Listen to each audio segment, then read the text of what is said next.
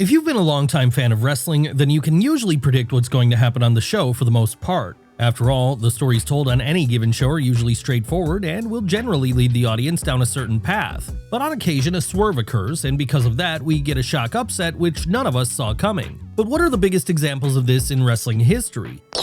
Well, that's exactly what we're going to be looking at right now, starting with the most recent example, Jacy Jayne winning the NXT Women's Title. Yes, this was one truly no one could have foreseen happening, as up until the most recent episode of NXT, Stephanie Vaquer had been a completely dominating champion for the 2.0 brand. So dominating that in order to win the title, she'd beaten the mighty Julia in order to briefly unify the NXT Women's and Women's North American titles. So with her run still getting going in many ways, it was assumed she had many more months left on top, with the idea just being to keep feeding her challengers until things got stale. But then something wild happened. On the May 27th, 2025 episode of NXT, the Dark Angel came down to the ring for what everyone assumed was just going to be a routine TV defense against Jacy Jayne.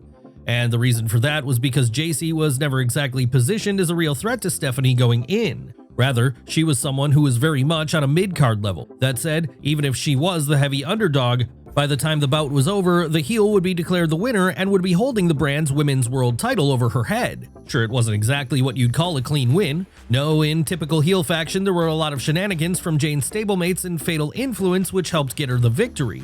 But even then, it still represents a huge shocker. What does this mean for the future of the brand? We'll have to wait and see.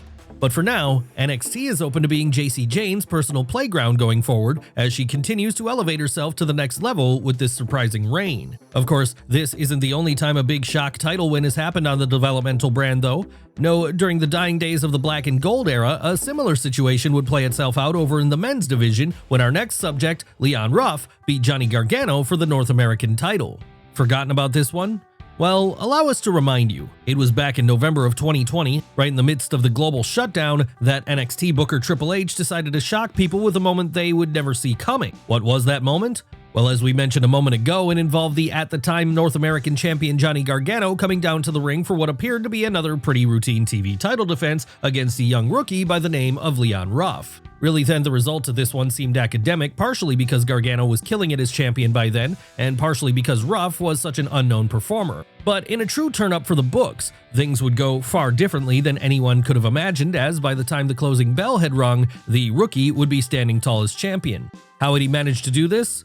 Well, in truth, he did have a little bit of help from Damian Priest, someone who Johnny Wrestling was feuding with at the time, but that didn't take away from the shock of the moment at all, as even with help from an outside source, the idea that Leon Ruff could ever win this one seemed so crazy, no one guessed it was going to happen ahead of time. No, the sight of this 5'7", 153-pound newcomer holding the second most important men's title on NXT was certainly a surprise, though not exactly an unwelcome one. What would the Detroit native do following his big win? Well, he'd defend the gold for a couple of weeks, most notably in a triple threat match against Gargano and Priest at TakeOver War Games on December 6th of that year. Sadly though, this would also be the point his reign came to an end. Yes, after just 25 days, the dream was over. Really, when you talk about moments that happened in the developmental brand prior to Jacy Jayne winning the big one, this might be the biggest upset of them all. But is it the biggest to ever happen in WWE? No, when answering that question, we must look to our next entry, the night that Brock Lesnar defeated The Undertaker to end the streak. Come on now, this might rank as the #1 shock in wrestling history, as it truly was an OMG moment. That's right, it all goes back to 1991. That was when The Undertaker made his first appearance at WrestleMania, beating Superfly Jimmy Snuka at the 7th incarnation of the show. And from there, a couple of missed years as a result of injury aside, the dead man would appear at every single WrestleMania and would win every time. Seriously, by the time we got to 2013, Mark Calloway was beating CM Punk to go 21-0. So by that point, most assumed he was never going to lose, or at least that if he ever was, it was going to be to a young up-and-comer who could get the rub. And all that led to a situation where, when it was announced that the Phenom would be facing off against Brock Lesnar at WrestleMania 30, no one expected him to do the honors. Not because Brock wasn't a believable winner, of course. No, it was just that he didn't need the win over The Undertaker to establish himself the way a Roman Reigns might have. But in an upset which left everyone speechless, the Beast would indeed pin his opponent on the night for the 1-2-3. And what followed after that was a moment which will never be forgotten in wrestling, as an entire stadium full of fans were left in complete silence, unable to comprehend what they'd just seen. Sure, some would argue after the fact that, while it was a cool moment to say the least, it was ultimately the wrong decision to go with Brock as being the one to end the streak here. But he did get a lot out of it too, as this was the point he became wrestling's final boss for years after the fact. And given the state of The Undertaker's health in 2014, there really was no guarantee we'd ever get another match from him after this. So it's easy to see why the decision was made to pull the trigger on ending the angle at that point. But let's move on from The Undertaker and look at the time that Chris Jericho beat The Rock and Steve Austin back-to-back on the same night to become the first ever undisputed champion. Cast your minds back, if you will, to the winter of 2001. Both WCW and ECW were finished, the Invasion angle had frittered away into nothing less than a year after it had begun, and WWE were the only major North American league left standing. How would this affect things going forward? Well, in a lot of ways. But in terms of titles, it meant there was now no more need for two top prizes, and there was only one company remaining. So in order to rectify this issue, Vince McMahon chose to book a mini-tournament for December 9th's Vengeance pay-per-view that year, a mini-tournament which would see then WWF champion Stone Cold Steve Austin face off against Kurt Angle in one semifinal, all while in the other semifinal, then WCW champion The Rock would go one-on-one with Chris Jericho. Obviously then, the idea here was that once both winners met in the final, the evening would close out with both top prizes being unified to create an undisputed World Championship. But while almost everyone expected that final to pit The Rock against Stone Cold, by far and away the two biggest stars of the era, Chris Jericho would actually pull off a huge upset in the semis when he beat the Great One, albeit by screwy means, to win the WCW title. That said, while he had gotten the victory here, things looked grim in terms of his chances of doing so again before the night was over, as immediately after pinning Dwayne Johnson, Y2J would hear the glass shatter to signify that Steve Austin was coming out and that the final was going to be taking place right there and then. Needless to say then, at this point it seemed to be academic. Austin was going to make short work of Jericho and become undisputed champion. But in the second huge upset of the evening, the Demo God would actually pull a victory out of the bag here. Sure, it was a screwy one which came with outside help from Booker T. Still though, a win was a win, and it meant that Jericho would forever have an achievement he could hang his hat on, which no one else could say they had. That's right, as the first ever person to unify the WWF and WCW world titles, Y2J's place in history was secured going forward. And what made it all the more special was the fact that no one in the building that night thought he was going to do it. No, of all the four people in the mini-tournament, Jericho had the worst odds of all, even worse than Kurt Angle. So to see him standing there with the big eagle and the big gold belt right as the show went off the air was quite a sight, and one which would change the landscape of the company going forward. But that wasn't the only time The Rock was involved in a major upset which helped to put someone else over big time. No, just a couple of years later he'd do the same thing all over again when he was beaten by the Hurricane of all people. Now we remember the Hurricane, one of the great comedy characters of his time, portrayed as he was by Shane Helms. That's right, the gimmick here was that Helms had at some point early on in his WWE tenure become a costumed crime fighter in the vein of Batman, and in doing so had taken on the identity of the Hurricane. And this was a very fun gimmick, though not one anyone thought had any main event potential. No, the idea that Shane Helms in this incarnation could ever get a win over a top guy seemed as ridiculous as the idea that, in the modern day, Elton Prince would get a clean win over Roman Reigns. So when the Hurricane started getting involved in backstage skits with The Rock in the spring of 2003, fans took it as a little bit of fun and nothing more, certainly nothing which was going to lead to a match. And if it ever did lead to a match, no one thought that would end with the People's Champion doing the honors. And that's why it was so shocking then that when they finally did get in the ring together on the March 10th episode of Raw that year, the crime fighter came out of the bout with the win. Why did this happen? Well, in kayfabe, it was an interference spot from The Rock's upcoming WrestleMania opponent Steve Austin that did the job. In reality though, it was Dwayne Johnson wanting to give back to someone lower down on the roster than him. After all, by this point, the future Hollywood movie star was about as bulletproof as they came, so him losing to the Hurricane wasn't going to damage him at all. No, all it was going to do was boost up Shane Helms, all while giving fans a true upset of the decade-level moment to chew on. And that's exactly why he did it. How would things fare for the Hurricane following this big win? Well, he'd return back down to the mid-card pretty quickly. But for the rest of his career, he'd always be able to say he pinned The Rock in the lead-up to one of the biggest matches of the Great One's career. Yes, no matter what else happened to him going forward, this was something that the North Carolinian could never have taken away from him. And this wouldn't be the only time WWE fans were stunned when a lower card guy beat a main event level talent seemingly out of nowhere. No, if we flash back to 1993 for a moment, we'll find another example of this in the time that the 1-2-3 Kid beat Razor Ramon. Yes, it was back in the days of the New Generation era that, desperate for anything which might get fans interested in watching the show again, WWF was throwing stuff at the wall on a regular basis. And one of the things they threw at the wall here was to take a rookie and have him get a win over a top-level guy, all in the hopes it would instantly establish him. Yes, this one went back to May of 1993. That was when an enhancement talent named Sean Waltman first debuted on Raw and began going through a series of weekly losses. Obviously then, once he came up against Razor Ramon on the May 17th episode of the show, everyone assumed this was going to be a quick win for the bad guy. But in a moment which shocked everyone, it would be Waltman who'd get the pin after he surprised Razor with a splash from the top rope. And now that he'd done the seemingly impossible and beaten a former Intercontinental Champion, he'd be given the new name of the 1-2-3 Kid, something which would stick with him for the next couple of years as he became a fully established member of the WWF mid-card. Of course, in hindsight though, this victory shouldn't have come as a shock because, as we all know now, Waltman and Sean Hall were good friends behind the scenes, so the bad guy had no problem putting over his buddy and turning him into a star overnight. Now, as members of the Clique alongside Shawn Michaels, Kevin Nash, and Triple H, Hall and Waltman always made sure to look out for each other and the rest of their friends. And so when the Kid got that pinfall, the shock was palpable as the audience in attendance had to take a second to figure out what they'd just seen. Once they let it settle in though, they'd be all in on the idea of this rookie moving up the card. And that's why he'd continue to be a star right through to the Attitude Era and beyond, by which point he'd morphed into X-Pac, member of both the NWO and D-Generation X at various times. One person who never joined the NWO, however, mostly because they were fighting them off back in the day in WCW, would be our next subject, a man who gave us an all-timer of an upset in 2016 when he squashed Brock Lesnar at Survivor Series. Who are we talking about here? Why, Bill Goldberg, of course. Now, the idea that Bill Goldberg would squash an opponent in short order is not something which would surprise anyone. After all, this was how he made a career for himself early on, as it was in the late 90s during his run in World Championship Wrestling that the Georgia native destroyed opponents in under 5 minutes on a regular basis.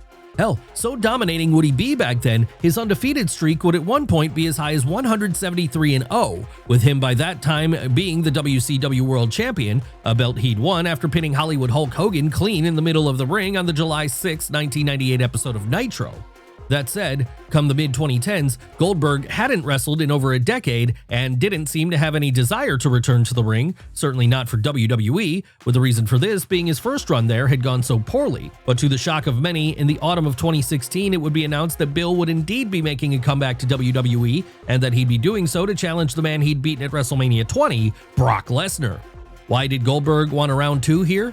Well, despite winning that first match, the whole thing had been such a disaster, it had gone down in infamy as one of the worst WrestleMania bouts ever. So looking for a redo, the former WCW champion was back, but this time it wouldn't be so easy for him, as this was post-Streak Killer Brock, a period in which the Beast was being positioned as the final boss of wrestling, an unkillable monster who could not be stopped no matter what anyone did to him. So when the opening bell rang for the match then, and Bill quickly laid out his opponent with a spear, people took notice. And when that led to more spears and a jackknife powerbomb, everyone was suddenly at the edge of their seat. Could this really be happening? Yes, it could. After just 90 seconds, Bret Hart's worst enemy had pulled something out of the bag which no one thought he could. He'd given us a traditional Goldberg squash against Brock Lesnar of all people. To say this was an upset then would be an understatement to say the least. Come on now, this period of Lesnar's career was the period where he was destroying John Cena in SummerSlam main events and holding on to the WWE title for the better part of a year. So him getting demolished was something few could believe they'd seen, but it had happened. And as the show went off the air early that night, people began to accept what they'd just witnessed as they realized it was a moment none of them would ever forget. Sure, Brock would eventually get his win back at WrestleMania 33 in an excellent sub-5-minute match with Bill, but that could never take away from the surprise which was felt the night he lost at the Survivor Series. Really, one of the only other moments of that era which could compare to this in terms of sheer shock value would be our next subject, the time Jinder Mahal became WWE Champion. That's right, this was a turn-up for the books which not a single fan predicted would happen, and the reason for that was because only a couple of months prior to winning the belt, Jinder Mahal had been the jobber to end all jobbers in WWE. Hell, prior to him becoming #1 contender, he'd only had one singles win on WWE TV since his return to the company in the mid-2010s in a throwaway match against Curtis Axel on an episode of Main Event. But then something truly odd happened. In a six-pack challenge designed to decide the next challenger to Randy Orton's gold, Mahal beat Sami Zayn, Dolph Ziggler, Luke Harper, Eric Rowan, and Mojo Rawley to earn a match against the champ at the upcoming Backlash pay-per-view. Still though, even though he came out the victor here, no one thought he was going to beat Orton. But in a moment which would echo throughout the company for a long time thereafter, at the pay-per-view on May 21st, 2017, the challenger would indeed win, with this making him perhaps the most unlikely WWE champion of all time to this day. Seriously, even now, this many years on, it still feels like a wild move. But that's what made it all the more of an upset, as out of nowhere, Jinder Mahal was now in possession of the belt with the lineage which went all the way back to George Hackenschmidt. And this would mean no matter what else happened going forward, he'd always have a place in the history books. Sure, the title run which followed wasn't the greatest of all time, but at very least we'll always have that moment where, to the shock of everyone watching, the Pin Eater from 3MB was able to beat one of the biggest stars of the era to hold aloft the top prize in the company. Sometimes though, it's not a world title win which creates a big upset. No, sometimes this can be done with a mid-card belt too. And if you need an example of this being the case, you need only look towards our next entry, the time Santino Marella became Intercontinental Champion in his debut match. Yes, let's go back in time here, back to 2007 to be more precise. This was the point where WWE decided to host a rare episode of Raw from Italy. So because they were heading to Europe then, the company wanted to have a big hometown win for a local hero. The only problem was they didn't have any Italian performers on the roster. That said, they did have a Canadian named Anthony Corelli who was of Italian descent. And what made this even better was that at that point, Corelli was yet to make his main roster debut. So when he was planted in the crowd as the show went on the air, it looked like he was just another fan in attendance. And this meant when Umaga came out later in the evening to challenge anyone in the building to fight him for the Intercontinental title, Anthony throwing his name in the hat felt like a genuine shock. After all, this wasn't a wrestler, not as far as the fans knew anyway. No, all they could tell based on his introduction was that he was a native of Milan named Santino Marella. Of course, you all know what happened next then. After agreeing to fight Umaga, Santino would go on to shock the world when he pinned the champ and become the new IC champion in his very first bout.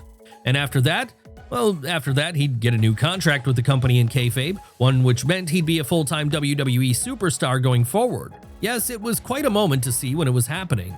And in some ways, it's even more shocking with the benefit of hindsight because given the character Marella would later morph into, a complete comedy goofball, seeing him be presented in such a serious light on night one is jarring to say the least.